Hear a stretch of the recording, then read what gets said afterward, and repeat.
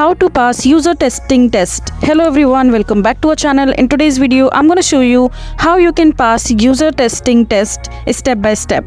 So first of all, just open your user testing website, and after that on the home screen you will see this option called start here. So just click on it, and after that just log into your account with your email address, and there you will see these two options. Just click on make money online and you will get back to this. Just click on make money online, and after that just enter your email address and click on get started, and then you will be redirected to this page where you have to give a test.